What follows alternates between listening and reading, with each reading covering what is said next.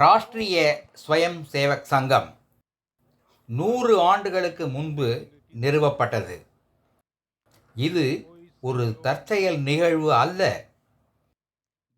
ஆயிரக்கணக்கான ஆண்டுகளாக நீடித்து வரும் தொன்மையான மரபின் மறுமலர்ச்சி.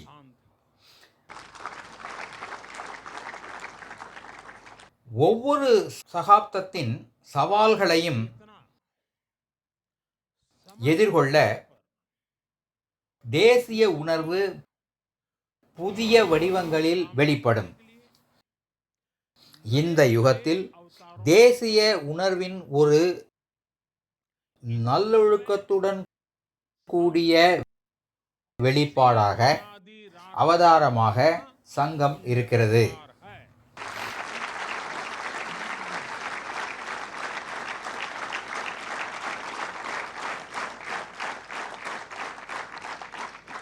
நண்பர்களே,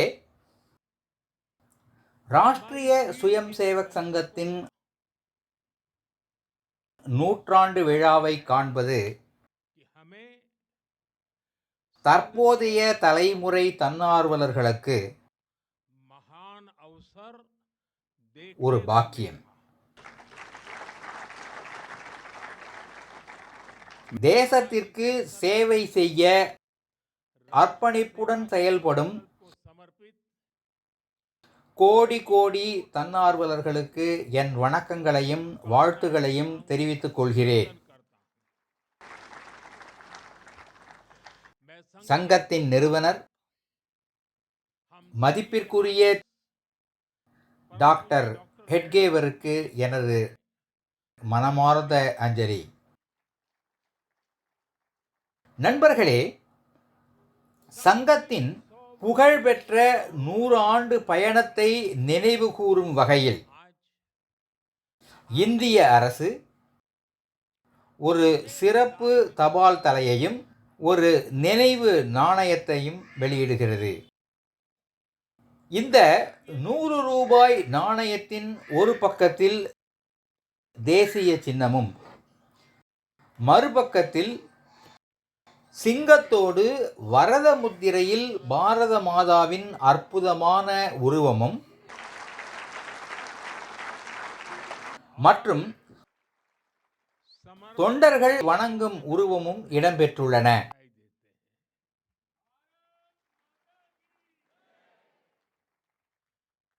சுதந்திர இந்திய வரலாற்றில்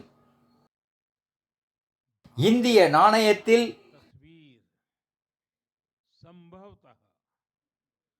பாரத மாதாவின் உருவம் இடம்பெற்றிருப்பது இதுவே முதல் முறை.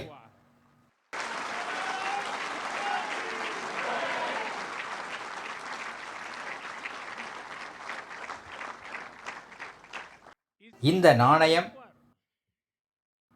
RSSஇன் முத்திரை வாசகமான ராஷ்டிராய ஸ்வாகா, இதம் ராஷ்டிராய, இதம் நமம என்ற வாசகமும் இடம்பெறுகிறது. இன்று வெளியிடப்பட்டுள்ள நினைவு அஞ்சல் தலைக்கும் ஒரு தனி முக்கியத்துவம் உள்ளது. ஜனவரி 26ஆம் தேதி நமது குடியரசு தினம் அனுசரிக்கப்படுகிறது. அன்றைய தினம் நடக்கும் குடியரசு தின அணிவகுப்பின் முக்கியத்துவத்தை நாம் அறிவோம்.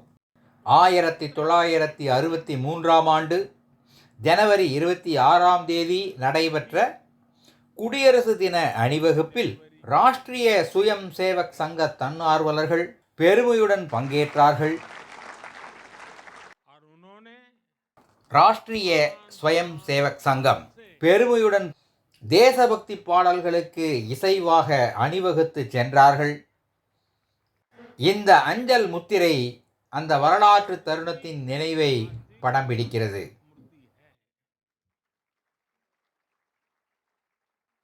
நண்பர்களே, இந்த நினைவு நாணயம் மற்றும் தபால் தலை தேசத்திற்கு சேவை செய்யவும் சமூகத்தை மேம்படுத்தவும் தொடர்ந்து பாடுபடும் RSS தன்னார்வலர்களின் அசைக்க முடியாத அர்ப்பணிப்பை பிரதிபலிக்கிறது.